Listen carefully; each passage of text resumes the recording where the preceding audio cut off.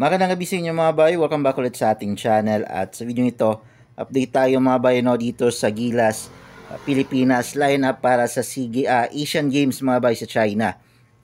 So alam naman natin, nabalitaan na natin kanina na hindi nga pinayagan sina Romeo, Bueva, Tautua at Perkins na mapasama sa Final 12 lineup ng Gilas Pilipinas na gagamitin para sa Asian Games.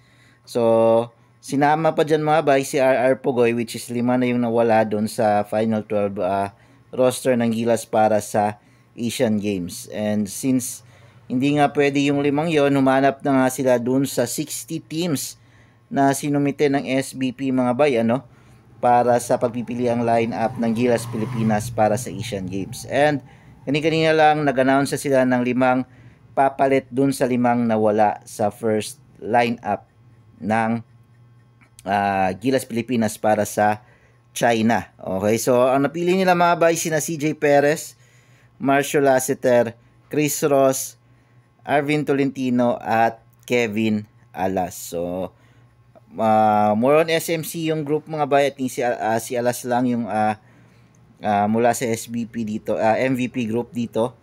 So etong 5 to yung pupuno doon sa Perkins, Tautua, Romeo at Bueva at Pugoy na nawala sa lineup natin. So medyo alanganin na pagpapalit ito mga bay dahil ilang araw na lang ay Asian Games na at lilipad na yung Gilas Pilipinas pa China. So medyo expect natin na hindi ganon kaganda yung magiging performance nila dahil yung team talaga na napag practicean talaga nila 5 doon is wala and papalitan sila ng bago. So huwag tayong masyadong mag-expect para sa Gilas Pilipinas ngayon darating na Asian Games dahil medyo may konting alam natin dito sa China mainit sila dito sa Pilipinas, hindi lang sa basketball pati na rin sa territory sa Ayungin Shoal mga bayan. So yan yung dapat nating abangan kung ano yung magiging performance and gagawing paghahanda yung adjustment ni Coach Tim Cone